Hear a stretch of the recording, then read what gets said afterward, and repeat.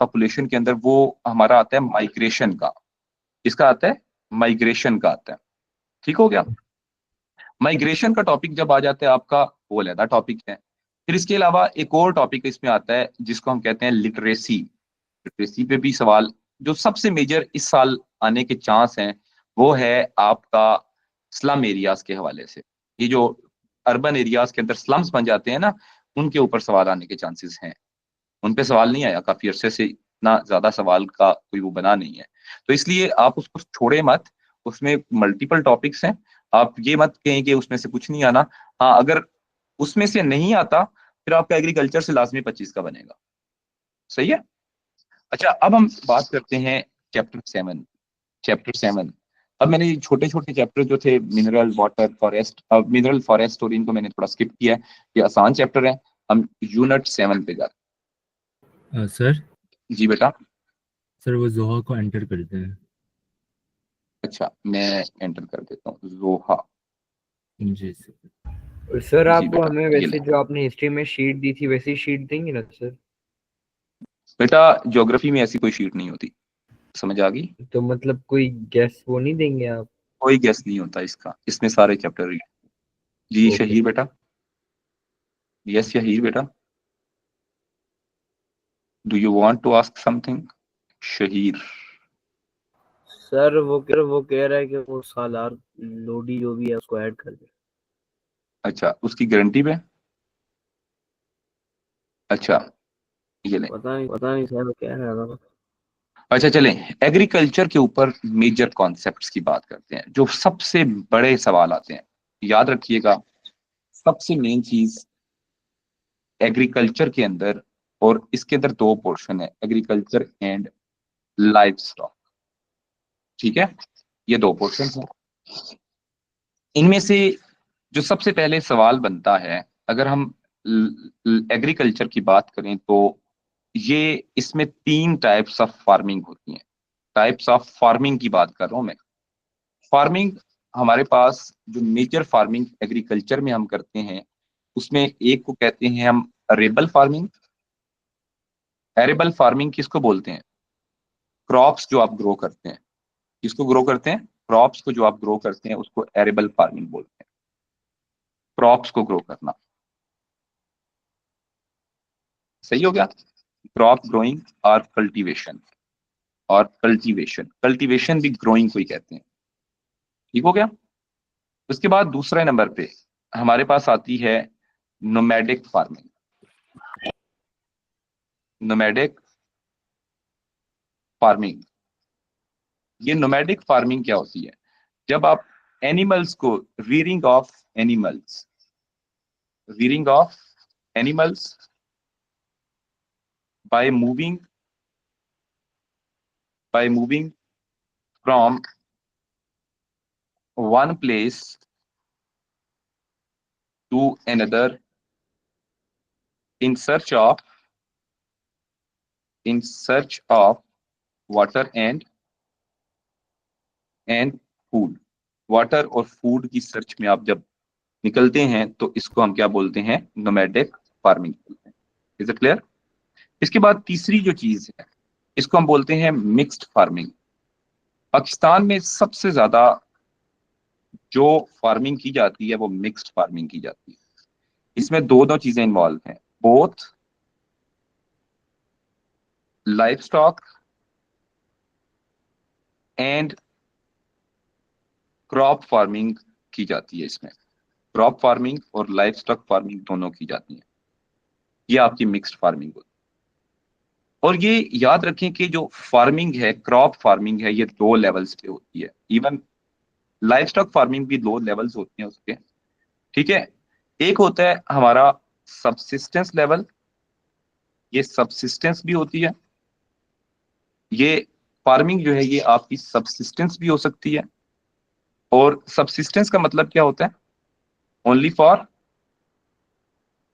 Family use. आप अपनी family की नीड्स को फुलफिल करने के लिए सबसिस्टेंस बोलते हैं उसे। सबसिस्टेंस के लिए हम, जो सबसिस्टेंस फार्मिंग होती है ये मोस्टली बरानी फार्मिंग जो होती है ना, barani farms are mostly used for subsistence. आपने कभी जो रेन फेड फार्मिंग जिसे आप कहते हैं ना, जो जो बारिश के ऊपर डिपेंडेंसी जिन फार्म्स की होती है, मतलब जहाँ पे आप इरिगेशन नहीं कर सकते, जैसे पोठवार प्लेटू है, यहाँ पे आप इरिगेशन नहीं कर सकते, तो यहाँ पे फिर कौन सी फार्मिंग की टाइप होती है? यहाँ पे जो फार्मिंग होती है इसको हम सबसिस्टेंस बोलते हैं। जी Faida Qazi. Sir, nomadic farming or livestock same? जी लाइव स्टॉक, जब आप लाइव स्टॉक करते हैं by moving from one place to another place, this is called nomadic farming. ठीक है जी। Barani farming farms are mostly used for subsistence as they are only dependent on, किस चीज पे डिपेंडेंट होते हैं? ऑन रेनफॉल, बारिश रेनफॉल के ऊपर डिपेंडेंट होते हैं। इस तरह दूसरी जो फार्मिंग की टाइप होती है उसको हम बोलते हैं कमर्शियल फार्मिंग।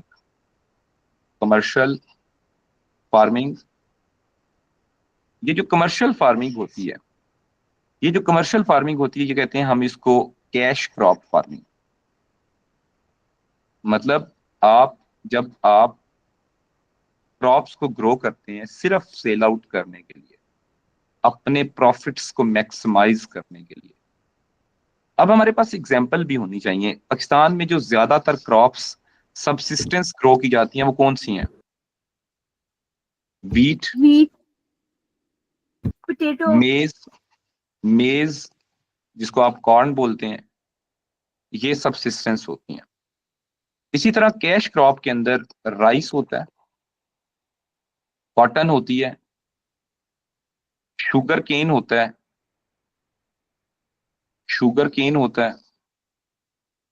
टोबैको होता है, टोबैको।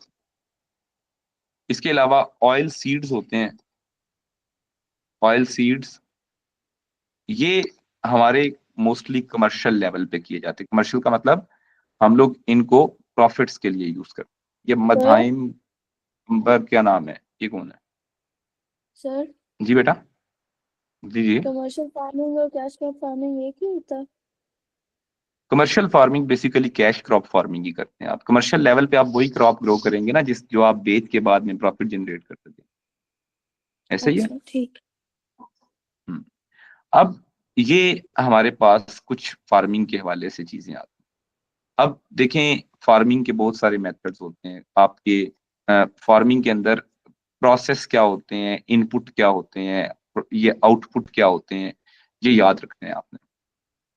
अब इस एग्रीकल्चर के टॉपिक पे ना सबसे जो मेजर चीज आपको समझ आनी चाहिए, हर क्रॉप को ग्रो करने का एक प्रोसेस भी होता है, एक मेथड होता है, और इसके अलावा जो हम इस क्रॉप के हवाले से देखते हैं ये इसके इनपुट्स के हवाले से होता है। क्रॉप्स एज ए सिस्टम होती हैं। देखें, क्रॉप्स को एग्रीकल्चर हो गई, फिशिंग हो गई, इसके अलावा कोई भी चीज जब हम करते हैं, उसकी इंडस्ट्री कोई लगाते हैं, उसके अंदर हमेशा वो एक सिस्टम के ऊपर वर्क करती है। ऐसे ही है, जो सिस्टम होता है, सिस्टम के अंदर 3 चीजों का होना जरूरी है। पहले नंबर पे क्या होता है? इनपुट। इनपुट 2 तरह के होते हैं। कौन कौन से इनपुट्स होते हैं? ह्यूमन इनपुट होते हैं, और दूसरे नंबर पे नेचुरल इनपुट होते हैं। ह्यूमन इनपुट और नेचुरल इनपुट, ये 2 तरह के इनपुट होते हैं। ये अजलान अब्बास। जी बेटा, वो स्लाइड पर नीचे कर लें। अच्छा मैं कर लेता हूँ। अच्छा ओके ओके बेटा। सो ये लें जल्दी से, उमर जल्दी से बेटा लिख लें। अच्छा, ह्यूमन इनपुट्स की एग्जांपल्स क्या क्या है, आप लोग मुझे बताएं बेटा। ह्यूमन इनपुट्स के अंदर सबसे पहले कैपिटल, लैंड, कैपिटल, दूसरे नंबर पे लेबर, इसके अलावा लैंड, फर्टिलाइजर, लैंड, इसके अलावा लेबर के बाद फर्टिलाइजर, नहीं बेटा लैंड नेचुरल है। अच्छा, इसके अलावा फर्टिलाइजर हो गया, फर्टिलाइजर के अलावा Pesticides. HYV, machinery machinery machinery, Sir, Pesticides. irrigation. Pesticides. Irrigation, pesticides, Sir, training. Pesticides, इसके अलावा ट्रेनिंग, इसके अलावा Harvesting. फर्दर उसके अलावा बेटा land reforms, loans. Sir pesticides के नीचे क्या लिखा हुआ है? जी बेटा, पेस्टिसाइड्स के नीचे क्या ट्रेनिंग, लिखा है? Training, land reforms, loans to farmers. इसके अलावा आजकल जो है हमारे पास जो टेली कम्युनिकेशन भी इवन आपकी यूज होती है, आपकी बहुत ज्यादा टेक्नोलॉजी यूज होती है, ठीक है, टेक्नोलॉजी भी आप यूज कर सकते हैं, इसके अंदर मार्केटिंग आपने करनी है, ये सारी चीजें करनी है, बहुत सारे और भी बेटा ह्यूमन इनपुट्स जो इंसान एक्टिविटीज करते हैं एग्रीकल्चर को इम्प्रूव करने के लिए, वो ह्यूमन इनपुट। अब हम लोग एक बात करते हैं नेचुरल इनपुट। नेचुरल इनपुट आप एग्रीकल्चर क्रॉप को ग्रो करने के लिए सबसे पहले लैंड, उसके बाद सॉइल, उसके बाद टेम्परेचर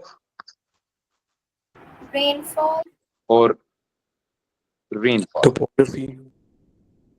अच्छा, अगर पेपर में एक सवाल आता है, अब ये 4 चीजें आपने नोट करनी है। फॉर बेस्ट क्रॉप ग्रोथ किस तरह की लैंड अच्छी होगी, फ्लैट या Flat. तो फ्लैट लैंड? सॉइल कैसी चाहिए होगी? Alluvial. टेम्परेचर कैसा चाहिए होगा?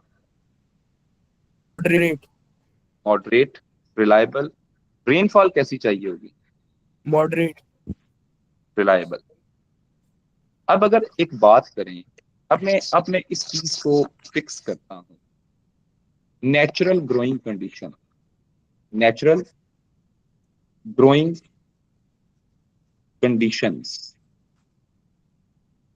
अब मुझे बताएं कि किसी भी क्रॉप का मैं आपसे पूछूं, आपसे मैं पूछ लेता हूं वीट, मैं आपसे पूछ लेता हूं आजकल इस पेपर के लिए राइस बहुत इंपॉर्टेंट है, ये क्रॉप पता याद रखिएगा, जिनको मैं लिख रहा हूं ना, ये इंपॉर्टेंट वाली चीजें।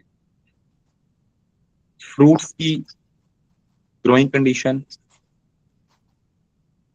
ऑयल सीड्स की ग्रोइंग कंडीशन। अब बेटा नेचुरल ग्रोइंग कंडीशंस में आप कौन से पॉइंट लिखेंगे? सारे हर किसी भी चीज के लिए आपको नंबर लेने हैं ना, मेन चीज है कि आप ब्लैंक ना हो किसी आंसर के ऊपर, सबसे बड़ी चीज ये होती है कि आप ब्लैंक ना हो।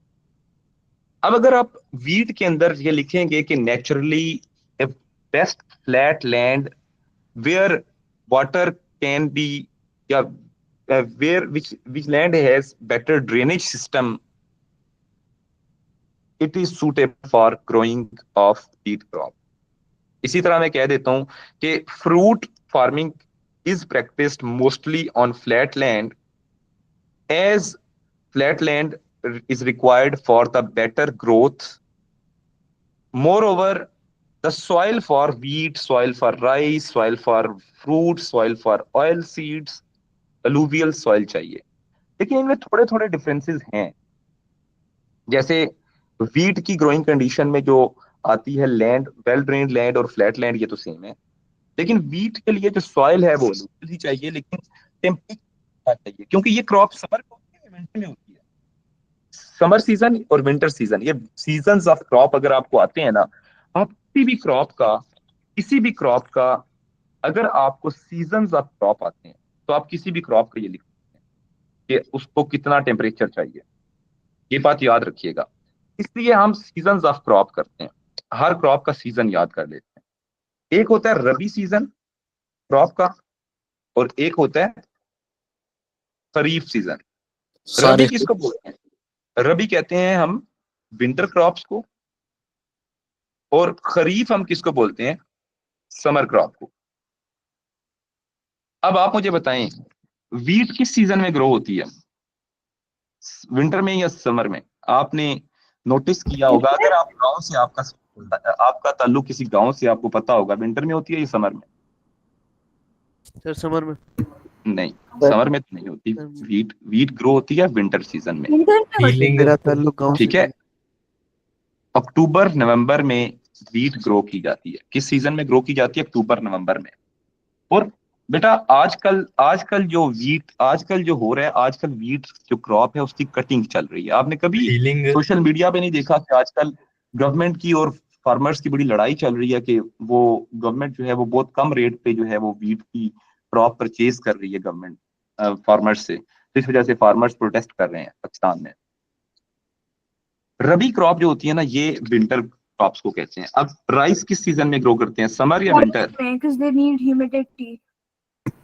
राइस किस में होगा, खरीफ में या समर में? खरीफ में या रबी में? खरीफ। खरीफ में। रबी। अब मैं यहाँ पे नाम लिख देता हूँ। मैं वीट के साथ लिख देता हूँ आर, मैं राइस के साथ लिख देता हूँ के, मैं फ्रूट के साथ लिख देता हूँ। ये दोनों में ग्रो हो सकते हैं, कुछ विंटर फ्रूट होते हैं और कुछ समर ग्रो होते हैं। रबी और खरीफ ये दोनों में ग्रो हो सकते हैं। ऑयल सीड्स ज्यादातर आपके रबी होते हैं, आर। ठीक है, इसी तरह मैं अगली क्रॉप का, किसी और क्रॉप का भी नाम लिख देता हूँ, आपके सामने नाम लिख देता हूँ मैं। शुगर केन किस सीजन में ग्रो होता है? गर्मियों में। गर्मियों में, लेकिन हमें मिलता सर्दियों में है। लेकिन ऐसे ये ग्रो खरीफ में होता है। ठीक है, इसका बिल्कुल आपने ठीक कहा है बेटा। शुगर केन की ग्रोथ का पीरियड लॉन्ग पीरियड है, लेकिन ये होता खरीफ सीजन में, समर में। इसके अलावा जो शुगर केन के बाद हमारी एक और क्रॉप है कॉटन, पाकिस्तान की सबसे मेजर क्रॉप कॉटन। वो भी गर्मियों में होती है। वो भी गर्मियों में होती है। ये इसका ताल्लुक लगता है गांव से है। हाँ सर है, लेकिन मैंने कभी देखी नहीं है कॉटन हार्वेस्ट होती हुई।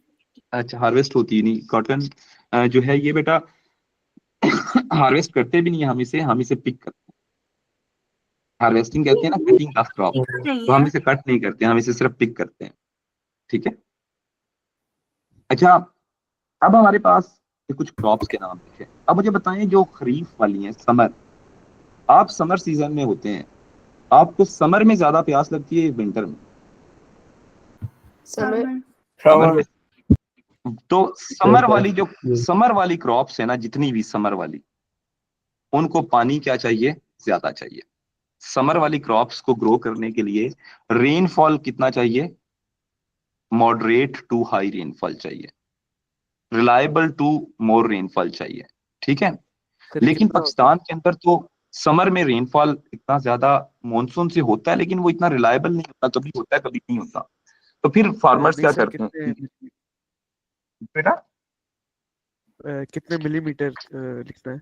हाँ, रेनफॉल अब हर क्रॉप की अलग है। अब वीट जो है ये विंटर में होती है, इसको पानी भी कम चाहिए होता है ग्रो करने के लिए। वीट को चाहिए 300 मिलीमीटर से लेके 625 मिलीमीटर तक चली जाए तो एनफ है। राइस गर्मियों की वो है। राइस के बारे में मशहूर है, राइस के बारे में बात एक बड़ी मशहूर है हमारे, स्पेशली हम लोग ये करते हैं जब, कि राइस एक ऐसी क्रॉप है जिसको ग्रो करने के लिए भी पानी बहुत ज्यादा चाहिए, कुक करने के लिए भी पानी बहुत ज्यादा चाहिए, और खाने के बाद भी आपको पानी बहुत ज्यादा चाहिए। ये तीनों चीजें होती हैं राइस के ऊपर, फिक्स आती हैं। खरीफ क्रॉप है, 2000 मिलीमीटर तक रेनफॉल चाहिए इसमें। फ्रूट, अब ये जो फ्रूट्स की बात करता हूं ना मैं, तो ये फ्रूट इस साल बड़े ज्यादा फेमस है। फ्रूट के ऊपर सवाल आने के चांस हैं चांसेस। ये फ्रूट जो है ना, ये पाकिस्तान में असल में ग्रो बहुत सारे एरियाज में करते हैं। जैसे मैं आपको एग्जांपल लिख देता हूं, आपका एप्पल, एप्रिकॉट, पीच, ये किस तरह के इलाके में ग्रो करता है? सवाबी। ये बेटा बिल्कुल, लेकिन इसको हम सिर्फ एक सिटी का नाम तो नहीं लिखेंगे, हम इसको कहेंगे कि ये वैलीज के अंदर ग्रो करता है। कहाँ पे ग्रो करता है? वैलीज के अंदर। जैसे सबसे ज्यादा कोयटा वैली, इसके अलावा सवात वैली, सर ये सवात, तीनों जी बेटा तीनों का लिख रहा हूं मैं, peach, apple, apricot, Swat valley, Swat का पता है ना, पीच सबसे फेमस है। अच्छा, इसके अलावा और भी हैं, चित्राल, करदू सारे आ जाते हैं, लेकिन मैंने 2-3 एरियाज के नाम लिख रहा हूं, मैं ज्यादा नहीं नाम लिख रहा। इसके बाद हमारे पास एक और फ्रूट आता है, मैंगो। ये किस एरिया में ग्रो करता है? मुल्तान। अली अब्दुल्ला, इस साल मैंगो आ जाएंगे? इंशाल्लाह सर जरूर। हाँ, बस सही है, अली अब्दुल्ला के घर से मैंगो आते हैं हमेशा मेरे पास, हैं?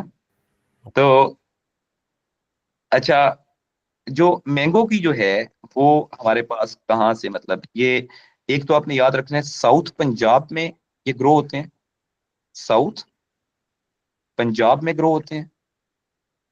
इसके बाद साउथ पंजाब के अलावा नॉर्थ सिंध में भी ग्रो होते हैं, नॉर्थ सिंध में ग्रो होते हैं। मैंगो के बाद हमारे पास एक और फ्रूट आता है, मैंगो के पास बाद हमारे पास जो फ्रूट आता है वो आता है डेट्स, खजूर। तो बनानास और सिट्रस फ्रूट्स नहीं होते तीनों? सर शक्कर में होते हैं। जी जी, पहले खजूर, पहले डेट्स कर लेंगे। डेट्स हमारी आती हैं बेटा, खजूरें जो हैं डेजर्ट, डेजर्ट एरियाज जितने भी हैं पाकिस्तान के, जिसमें ज्यादातर ये जो खजूर होती है ना, ये सिंध प्रोविंस में होती है। सबसे ज्यादा पाकिस्तान की खजूर कहाँ पे होती है? शक्कर। सिंध प्रोविंस में होती है, सक्खर, हैदराबाद, रोड़ी, खैरपुर, मीरपुर खास, इन एरियाज में ये ग्रो करती है। इसके अलावा सर यस बेटा, सर मैं पास्ट पेपर्स कर रहा था कुछ देर पहले, तो ये एक सवाल आता है एग्रीकल्चर पे कि what type of crop is wheat, sir one of the following. तो मैं खरीफ, रबी और जैद। जैद क्या चीज है? जैद कुछ भी नहीं होता, सिर्फ कंफ्यूज करने के लिए, छोड़ दो उसको, ठीक है? अच्छा इसके सर अभी अलावा देश का क्वेश्चन है, देश का जी अगर जी क्वेश्चन है बेटा, तो हम उधर डेजर्ट एरियाज दिखेंगे या फिर हम डेजर्ट एरियाज के लाइक नेम दिखेंगे जैसे खरान या आप थल। डेजर्ट एरियाज के नेम लिखते हैं ना, नेम लिखते हैं आप, सिंध का कोई खरान लिखते हैं, सिंध का जो है वो थर पारकर या थर लिखते हैं, डेजर्ट एरियाज भी लिखते हैं तो वो भी चलेगा, ठीक है? ओके। अच्छा, इसके अलावा हमारे पास आता है बनाना। ये बनाना पाकिस्तान में प्रोड्यूस होता है साउथ सिंध में, साउथ सिंध में। अच्छा, साउथ सिंध में हमें बनाना चाहिए होता है, हमारा ग्रो होता है, ये हमारा बनाना के लिए भी आ गया। बनाना के बाद हमारे पास आ जाता है एक और जो फ्रूट ग्रो करता है, सिट्रस फ्रूट। ओवरऑल अगर हम सिट्रस फ्रूट की बात करें तो वो मैंगो के साथ ही हम लिख सकते हैं इसको, ठीक है? ये इसके साथ ही हम लिख लेते हैं इसके। इसके अलावा मेलन्स वगैरह कहाँ पे होते हैं? मेलन पूरे पाकिस्तान के हर एरिया में होते हैं, वाटर मेलन जिसको आप बोलते हैं। तो मेलन जो है ये आपका किसी भी एरिया में, ठीक है? लेकिन मेनली ये कहाँ पे ग्रो होता है? पंजाब, सिंध और नॉर्थ बलूचिस्तान, नॉर्थ बलूचिस्तान, इन एरियाज में। अच्छा, अब एक मजेदार बात बताता हूँ। अगर आपको ये पता है कि ये किस एरिया में ग्रो होता है, कैन यू राइट? अच्छा, अगर आपको ये पता है कि जी जी, कौन आ गया अब? ये किसी को हाँ, सर आप नेम सर्च कर लिया करें, जल्दी से आ जाता ऊपर सर्च फॉर पीपल में। अच्छा अच्छा, जल्दी से मुझे ये बताएं कि हुजैफा बिन उसामा आप ही हो? ये आपका ही कोई वो दूसरा है मोहम्मद? सर ये कोई और है, मैं ये जुरेज है अपना? हाँ, ये जुरेज अपना। ये सर स्क्रीन नहीं नजर आ रहा। सामा को ना करें सर। अच्छा अच्छा, ये ले मैं स्क्रीन दिखा रहा हूँ। अच्छा, अब बेटा एक बात याद रखें, आपको अगर ये बात पता है, अगर आपको ये बात बिल्कुल 100% पता है कि फ्रूट कौन सा किस एरिया में ग्रो करता है, ये अगर आपको याद है, can you people right the climatic condition for these fruits? In in areas में क्लाइमेट कैसा है ये तो आपको पता होगा। जी मैंगो है, ये समर में आता है। फ्रूट किस सीजन में आता है? समर में आता है। अच्छा, फ्रूट जो है अगर ये समर में आता है तो मैंगो समर में आता है, तो इसका मतलब है ये किस सीजन में किस तरह के टेम्परेचर में ग्रो करते हैं। आप इजीली लिख सकते हैं वार्म, हॉट हॉट किस टेम्परेचर कलर चाहिए। की चड्डी पहने हो? जी बेटा, बता दो ना। सर ये दुआ सही ये आती है लीव फिर जाती है लीव। अच्छा अच्छा अच्छा, तो आगे चलते हैं। सो ब्लू कलर। जी अब इसके बाद बेटा हमारे पास एक और चीज आ जाती है कि जिसको हमने ये चीज फोकस करनी है कि ये जो क्रॉप है, जैसे जैसे हमारे पास आ जाती है ये फ्रूट्स हैं, ये किस किस सीजन में आते हैं। जैसे अगर आप देखें आजकल ये फ्रूट का सीजन, आजकल ये फ्रूट जो है, एप्पल भी अभी आ जाएगा मार्केट में, पीच भी आएगा, एप्रिकॉट भी आएगा, एप्रिकॉट, मेलन, पीच, ये सारी आपके जो है। जी जी Hamza, perfect throw. Sir mute कर दें। Hamza, Hamza, oh sorry. हमजा,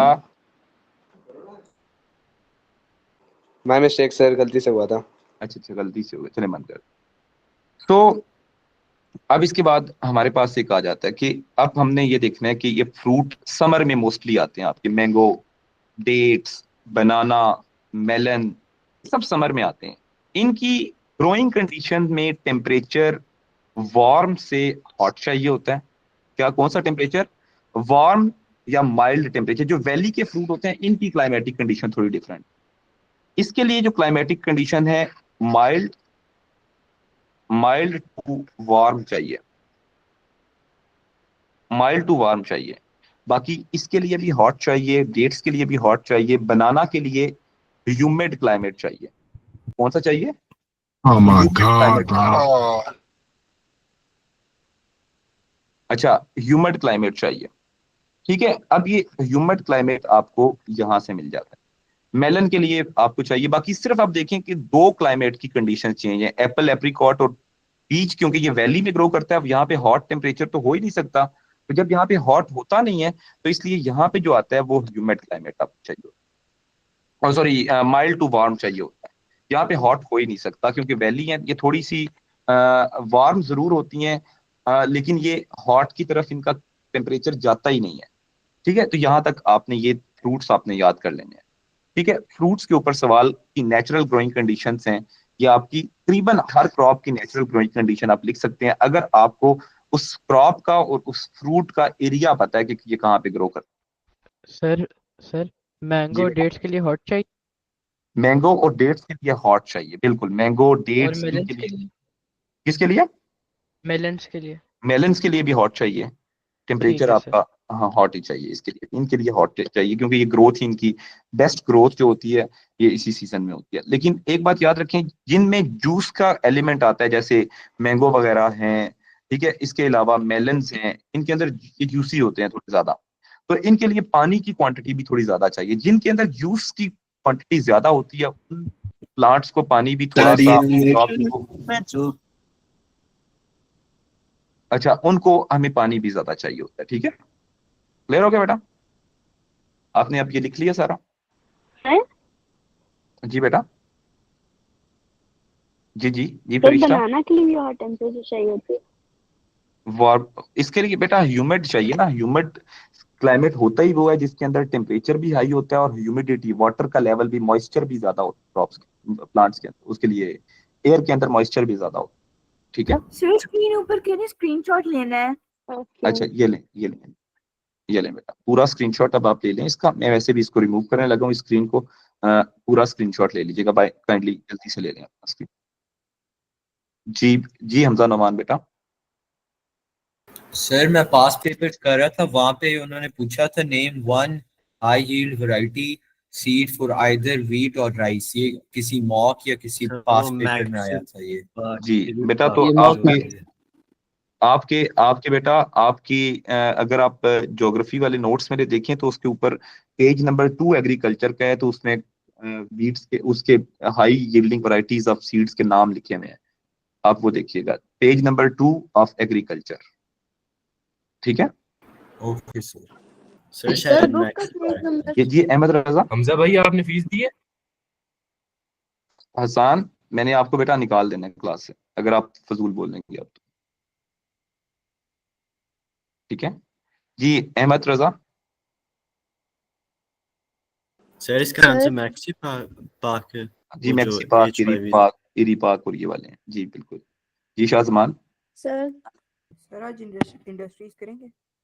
मैं अभी कराता हूँ ना, अभी करा रहा हूँ, साथ साथ ही कराऊंगा।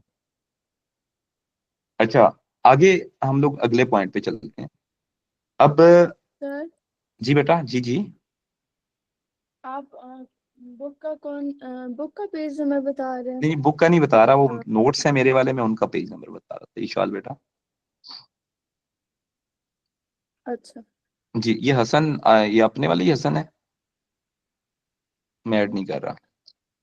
अच्छा ये मेरे ख्याल से सर अपना वाला ही है, अगर इसमें एक एस है तो फिर अपना वाला है। बस नहीं, ये एक ऐसा, लेकिन मैं स्टिल नहीं कर रहा क्योंकि वो जब तक मैसेज नहीं करेगा। चलें जी, ये आप स्क्रीनशॉट ले लें। अब हम अगले पेज पे जा रहे हैं, अगले चीज। अच्छा, अब याद रखें कि ये वाला जो पोर्शन है, ह्यूमन इनपुट्स, हर ह्यूमन इनपुट के अपने फायदे हैं और अपने नुकसान हैं, ऐसा है। इसलिए ह्यूमन इनपुट्स के यस सर। ऊपर 6 मार्क के क्वेश्चंस आते हैं बहुत ज्यादा। जो टू स्टेटमेंट सवाल नहीं होता, टू स्टेटमेंट क्वेश्चन जो बनता है, वो ह्यूमन इनपुट्स के हवाले से बनता है। ठीक है, अब हम अगली कॉन्सेप्ट की तरफ चलते हैं। ये मैं रिमूव सर कर ये दूं बेटा? मुझका नहीं है, इससे मैंने पूछा, ये कह रहे कि मैं ही हूँ। अच्छा, तो अब हम ह्यूमन इनपुट की बात करते हैं, लेकिन ह्यूमन इनपुट ये हो गया, सॉरी, ये वाला हमारा हो गया। अब हम करते हैं क्रॉप फार्मिंग की तरफ, को खत्म करते हैं। क्रॉप फार्मिंग के अंदर हमारी कुछ चीजें आई। अच्छा अच्छा, अब आपने याद क्या करने हैं, आपने किस किस के क्रॉप ग्रो करने की मेथड पता होनी चाहिए आपको। कौन कौन सी क्रॉप की मेथड पेपर के लिए इंपॉर्टेंट है आपके लिए, याद रखिएगा। अपने वीट का मेथड देखना और राइस का मेथड याद करना। ये दोनों क्रॉप मेथड आपने याद रखना।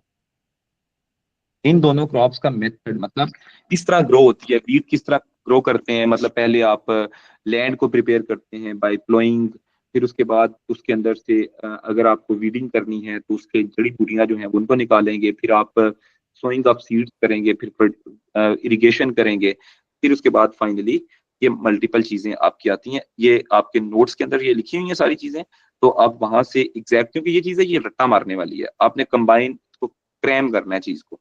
ठीक है, तो मैं आपको सरसरी तौर पे एक दफा दिखा भी देता हूँ। ये वाली दोनों चीजें जो हैं जिसके ऊपर सवाल आता है, वो वीट का और राइस का ये आता है, ये याद रखिएगा। ये वीट क्रॉप का मेथड और नेचुरल रिक्वायरमेंट, ये वाला, इसका स्क्रीनशॉट ले लें अगर लेने हैं आपने, कि स्क्रीनशॉट सर नजर नहीं आ रहा। स्क्रीन पे नजर ही नहीं आ रहा। सर आ रहा है, नजर आ रहा है। आगे आगे आगे। जी सर इंटीग्रेटेड फार्मिंग क्या होता है? इंटीग्रेटेड फार्मिंग कोई कुछ नहीं होता, ये फजूल पेपर में इरेलीवेंट चीज बोलना। ठीक है सही, फर्टिलाइजर का 6 मार्क क्वेश्चन कराएंगे आप? बेटा फर्टिलाइजर का कोई सवाल पूछ लो, अब इतने 6 मार्क हैं, वो मैं अब सारे तो नहीं करा सकता ना, हमें कोई रिव्यू दे रहा हूँ सिर्फ। सर वो एक सवाल आता है सर कि हमें फर्टिलाइजर के जी उसके बेटा, नुकसान होते हैं। एडवांटेज और डिसएडवांटेज क्या है। आपने अगर नोट्स पढ़े हैं तो इसमें इसमें ये बॉक्स सारे बनाए हुए हैं, मैंने हर चीज का एक एक बॉक्स बनाया हुआ है। नोट्स पढ़े हैं आपने? पढ़े तो हैं सर। सर ये क्या लिखा हुआ है, जो टिक वाला निशान है, फर्टिलाइजर के क्या है, फायदे हैं, और दूसरे वाला क्या है, नुकसान है। ठीक है, ये इसके फायदे हैं और ये इसके नुकसान। सर इसके, जी बेटा। प्लीज आप ये नोट्स भेज देंगे ग्रुप में अच्छा, या मैं फिर भी मुझे? मैं सर जी बेटा। सर अगर हम लोग सिर्फ आपके लाइक नोट्स को याद करें और वर्ड पे क्वेश्चंस ना करें तो हो जाएगा फिर?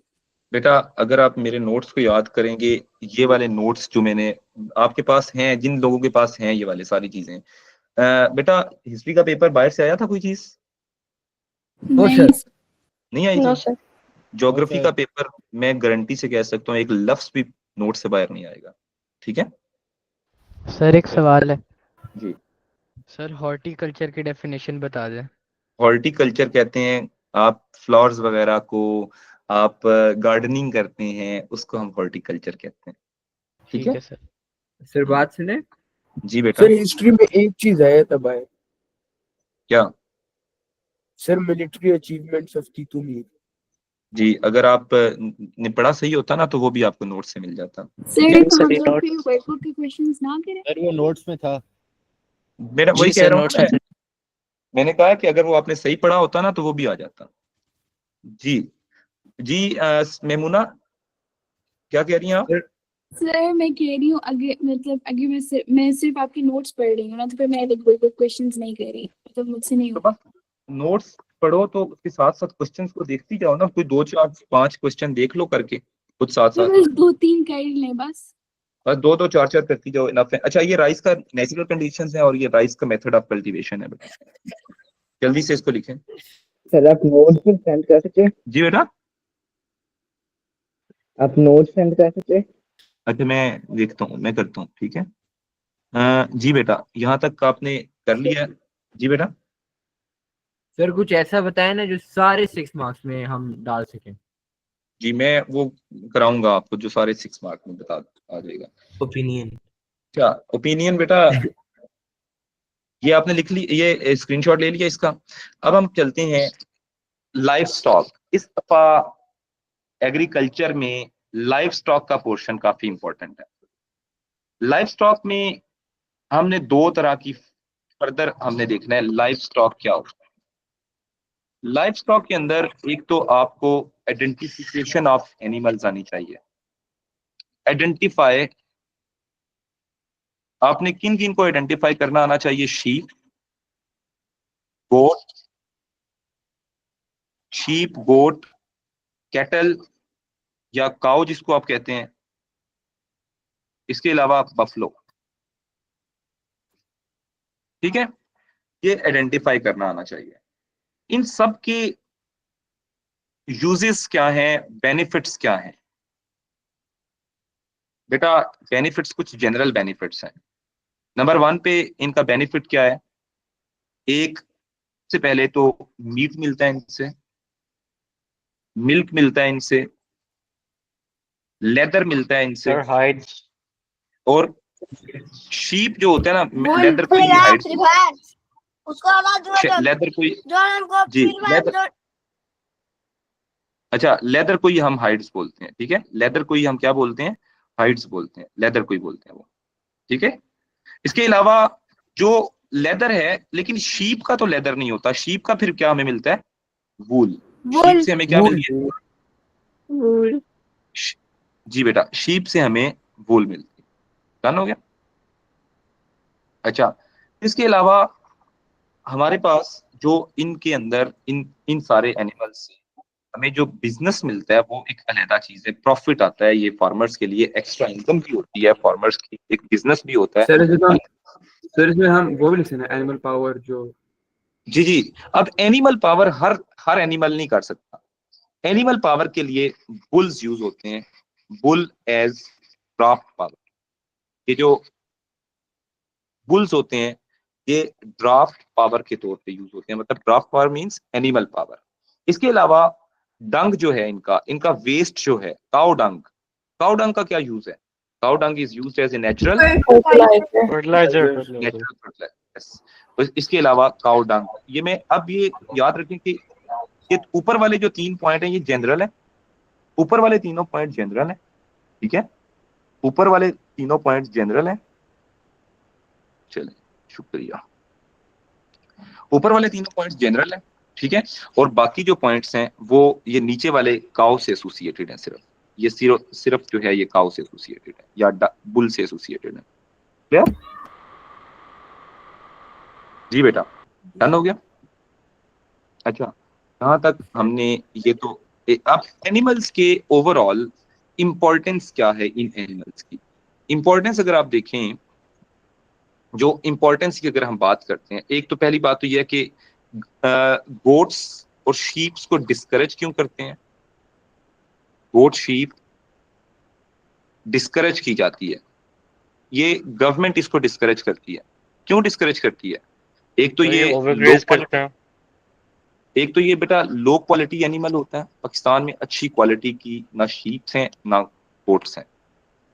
ओवरग्रेज करता है ये, वेल डन। ओवरग्रेज का मतलब क्या है कि ज्यादा ये जो दरख्तों के पत्ते हैं, प्लांट्स वगैरह को खा जाता है, तो जिसकी वजह से डिफॉरेस्टेशन होती है। फीट स्ट्रक्चर की वजह से, इसका जो फीट स्ट्रक्चर है, फुट स्ट्रक्चर, ये क्या होता है? फुट स्ट्रक्चर की वजह से क्या होता है? सॉइल इरोजन होती है। क्या होती है बेटा? सॉइल इरोजन होती है। अब ये सर लो श्योर क्वालिटी फुटेड, एनिमल का क्या मतलब है? इसका मतलब ये है कि बेटा पाकिस्तान में ज्यादातर शीप और गोट्स जो हैं वो नोमैडिक वे में की जाती हैं। नोमैडिक का मतलब क्या होता है? पीपल जो है, they people move from one place to another place. तो जब वो मूव करते रहते हैं, कभी उनकी शीप्स और गोट्स को खाना मिलता है, कभी नहीं मिलता, जिसकी वजह से मीट की क्वालिटी बुरी होती है। अब एक बंदा जिसको अच्छा खाना मिलता है और हेल्दी प्रोटीन मिलता है, वो हेल्दी एनिमल होगा ना। आपका ह्यूमंस को भी अगर आप बात करें तो एक इंसान को अगर अच्छा खाना मिले तो वो एक हेल्दी होता है। लेकिन जिसको अच्छा खाना नहीं, जैसे अफ्रीका में लोग होते हैं, मेल न्यूट्रिशन बहुत ज्यादा है, वहां पे इंसान किस तरह के होते हैं? बहुत ज्यादा सूखे से भी आपको मिलेंगे। जिन एरियाज में फेमिन आते हैं वहां पे लोगों की कैसी कंडीशन बन जाती हैं। यही हाल जानवरों का भी होता है अगर आप उन्हें खिलाते रहेंगे। श्योर फुटेड और नॉट श्योर फुटेड क्या होता है? ये दो कॉन्सेप्ट्स हैं बेटा। श्योर फीट का मतलब है कि इन पाँव में ग्रिप होती है। श्योर फीट का मतलब क्या है? कि इनके पाँव में ग्रिप होती है, जिसकी वजह से ये माउंटेन्स के ऊपर क्लाइंब कर सकते हैं। Is it clear? शीप और गोट, शीप और गोट ये होती है, ये शीप, गोट और कैटल, काओ, ये तीनों श्योर फीट फीट होते हैं इनके, श्योर फुटेड।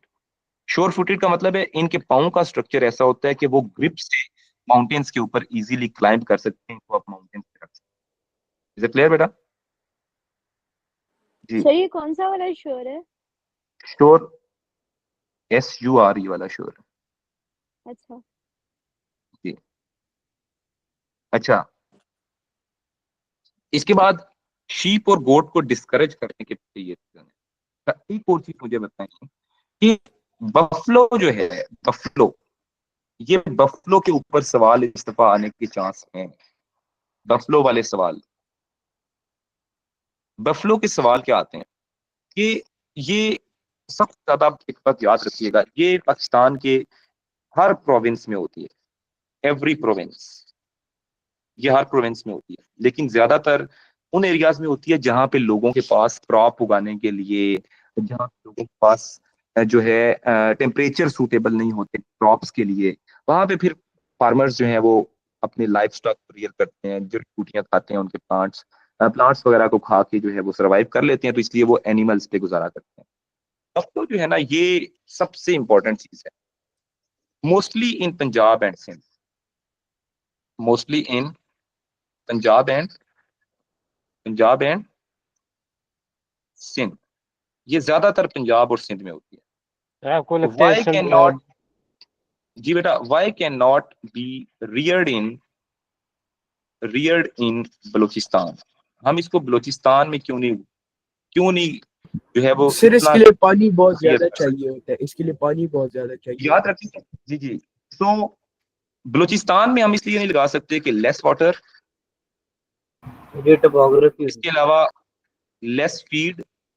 अब ये देखिए, बफलो है, ये इतना बड़ा एनिमल होता है, इसको फीड भी उतनी चाहिए ना। Less water, less feed, high temperature. Buffalo black colour में होती है तो ये सनलाइट को एब्जॉर्ब करती है, तो इस वजह से ये हाई टेम्परेचर में सरवाइव नहीं कर सकती, इसको पानी चाहिए होता है बहुत ज्यादा। ठीक है, तो इसलिए हाई टेम्परेचर है वहां पे। और सबसे बड़ी बात, बलूचिस्तान में माउंटेन्स भी हैं, माउंट्स भी हैं। माउंटेन्स होने की वजह से ये नॉट श्योर फुटेड है, not sure footed, so can not climb. Sir एक श्योर फुटेड होता है, दूसरा क्या होता है? नॉट श्योर फुटेड होता है। ठीक हो गया? ये रीजंस हैं कि बलूचिस्तान के अंदर हम बफलो को नहीं रख सकते। डन हो गया सर आप फिर बता सकते हैं श्योर फुटेड का क्या मतलब है? बेटा? फीट का स्ट्रक्चर होता है, फीट का जो स्ट्रक्चर होता है ना, वो ऐसा होता है। आपने देखा है, एक फ्लैट पाँव होता है, इंसानों के पाँव की दो किस्में होती है, एक फ्लैट पाँव होता है और एक फ्लैट जो नहीं होता। जो ऑर्डिनरी आम सिंपल पाँव है आपका, वो फ्लैट नहीं होता, उससे आपकी ग्रिप ज्यादा होती है। जो फ्लैट पाँव वाले लोग होते हैं उनकी ग्रिप नहीं उतनी स्ट्रांग होती। तो आप ये समझ लें कि बफलो जो है ये फ्लैट पाँव वाली है, और जो आपकी शीप, गोट और काऊ होती है ये फ्लैट पाँव वाली नहीं होती। ठीक है, ओके। आसान सा मैंने आपको बता दिया, इसको आप इजी वर्ड याद। अच्छा, इसके बाद एक और चीज आ जाती है। जी बेटा, ये तो आपने कर लिया। इसके बाद एक मेजर क्वेश्चन जो कि अगेन इंपॉर्टेंट वाला है, वो क्या है? Poultry farming. पोल्ट्री के बेटा स्पेलिंग समझाए, बताएंगे क्या है? भूल गया हूं मैं। POULTRY हाँ, PO, ओके ओके बेटा। सो POULATRY, यस यही है ना? POULTRY नहीं POL, POULTRY ठीक है, POUL। अच्छा जी बेटा, POULTRY, ये लें, पोल्ट्री फार्मिंग। अच्छा, अब पोल्ट्री फार्मिंग की हम बात, पोल्ट्री फार्मिंग, अगर हम पोल्ट्री फार्मिंग की बात करते हैं तो इसमें एक तो सबसे पहले आपने याद रखना है मेथड ऑफ पोल्ट्री फार्मिंग क्या होता है। मेथड ऑफ फार्मिंग क्या होता है बेटा? इसका आसान सा फार्मिंग का मेथड है। मुर्गियां क्या देती हैं? अंडे देती हैं। एग्स को सबसे पहले हम हैच करते हैं। एग्स को क्या करते हैं? और हैच, हम एग्स को, अंडों को हैच करेंगे। हैचिंग के बाद हम क्या करते हैं? फिर बेबी चिकन जो होता है, जिसको आप चिक्स बोलते हैं, तो बेबी चिकन जो है, इसको फीड देते हैं आप, इसको वैक्सीन करते हैं आप, फिर अंडे खाते और जी बेटा, वैक्सीन देते हैं आप, फीड करते हैं, रेगुलर हेल्थ चेक होता है, रेगुलर हेल्थ चेक होता है, और लास्ट में आपको क्या करते हैं? हेल्थ चेक्स के बाद 40 डेज के अंदर ये एक 40 डेज फुली ग्रोन चिकन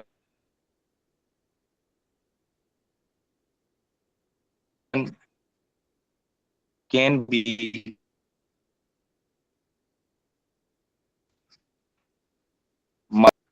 को हम मार्केट के अंदर से लाओ करते हैं। डन है जी बच्चों, इज इट क्लियर? सर ये बेटा चिकन एक्सपोर्ट होता है?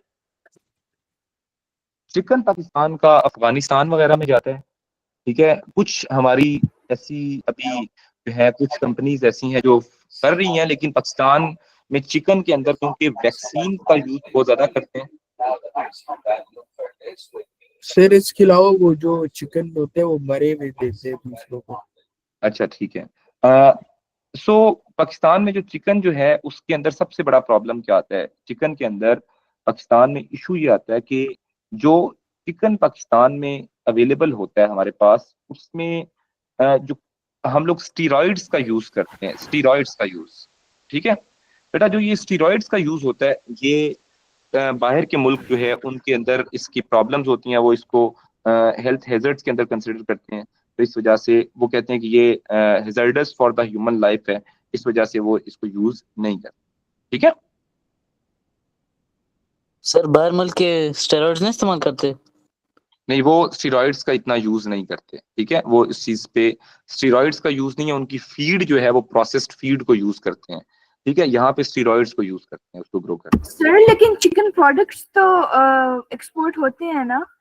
प्रोडक्ट्स कुछ, मैं वही बता रहा हूँ कि कुछ कंपनीज अब हमारी ऐसी हैं जो एक्सपोर्ट करती हैं, यूएई वगैरह को एक्सपोर्ट करती हैं, लेकिन उसमें भी इशू ये आता है कि क्वालिटी ऑफ पाकिस्तानी मीट जो है, या पाकिस्तान चिकन जो है, वो पुअर होने की वजह से वो समटाइम्स जो है पाकिस्तान से ऑर्डर नहीं करते, इंडिया को प्रेफर करते हैं, ऑस्ट्रेलिया को प्रेफर करते हैं, न्यूजीलैंड को प्रेफर करते हैं। इसके अलावा जब जापानीज मीट के अंदर दुनिया में जापान से ज्यादा कोई भी कंट्री नहीं है। मीट, दुनिया का सबसे एक्सपेंसिव मीट जो है वो जापानीज मीट होता है। Wagyu beef. जी जी Shahjaman. Sir buffalo sure footed होती है? जी बेटा, buffalo sure not sure footed होती हैं। यार उल्टा कर देते हो, मुझे भी घुमा देते हो, ठीक है। मैंने क्लियरली लिखा भी था, यहाँ पे क्या लिखा था मैंने? सर तो मतलब नहीं चल सकती ना ज्यादा? जी बेटा, ज्यादा चल सकती हैं लेकिन क्लाइंब नहीं कर सकती माउंटेन्स पे, क्लाइंब नहीं कर सकती। चल तो ये इनको 10 दिन चला लो, चल लेंगी, लेकिन क्लाइंब नहीं कर सकते। ठीक है। अच्छा, अब ये पोल्ट्री फार्मिंग जो है ये डे बाय डे इंक्रीज कर रहा है। Why increasing day by day? Sir, white Why? meat is preferred over red meat. Yes, बेटा, number 1, white meat is preferred over red meat. Sir white meet तो fish का होता है। इसका भी white meat होता है। सर डिमांड ज्यादा हो रहा है। अच्छा, मोर सर इसका पॉपुलेशन, पिंक होता है। मोर पॉपुलेशन बेटा, वो कैटेगरी में अगर हम करें तो वो 2 कैटेगरीज बनाते हैं ना, हम 2 कैटेगरीज में लेके चलें तो हम इसको व्हाइट की तरफ लेके जाते हैं, पिंक की तरफ, और उसको रेड मीट की तरफ नहीं लेते। ठीक है। कैटेगरीज अगर हम काउंट करते हैं जिसमें कोलेस्ट्रॉल लेवल की वजह से हम सर लेकिन ये अनहेल्दी नहीं होता।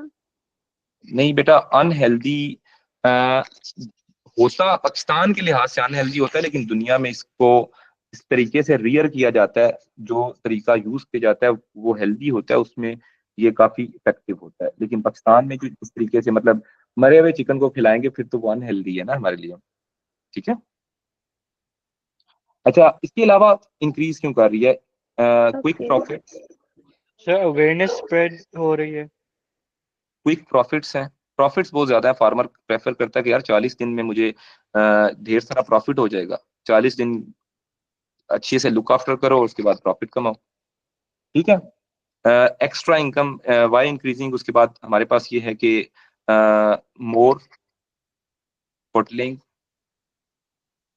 ये जो होटल्स बन रहे हैं आपके, या प्रोसेसिंग इंडस्ट्रीज हैं जो आप लोगों को, जैसे आजकल के बच्चे नगेट्स खाने वाले हैं और प्रोसेस्ड फूड खाते हैं आप लोग। ठीक है। तो जो प्रोसेसिंग इंडस्ट्रीज हैं, फूड प्रोसेसिंग इंडस्ट्रीज ज्यादा होंगी तो वो ज्यादा चिकन को यूज करेंगी अपनी चीजें बनाने। जैसे आप KNNs की बात करते हैं। ठीक है।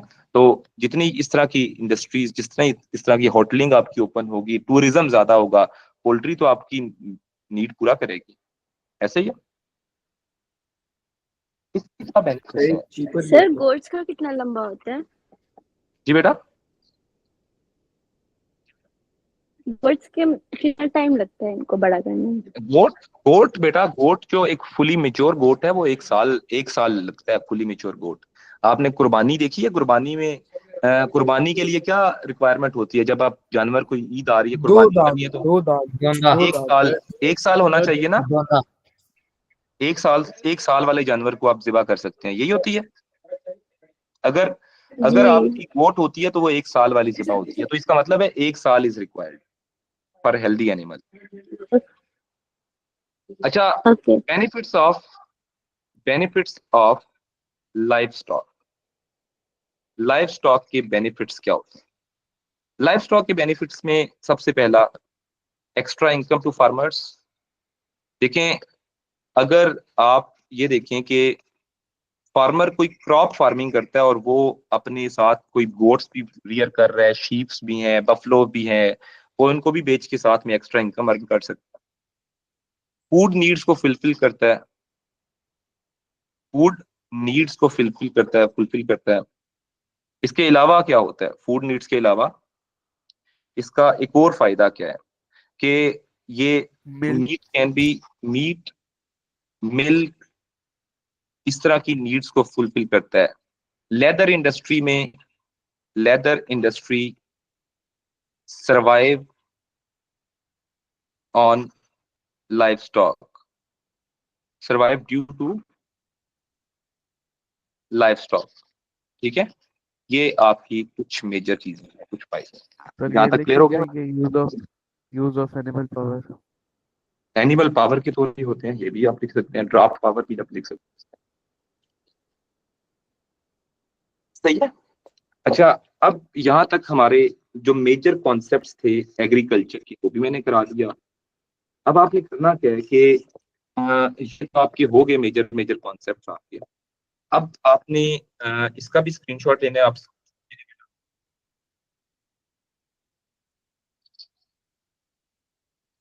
स्क्रीनशॉट ले लिया आपने? सर ये बेनिफिट्स ऑफ लाइफ स्टॉक का आखिरी पॉइंट क्या है? 1 मिनट बेटा, 1 मिनट है।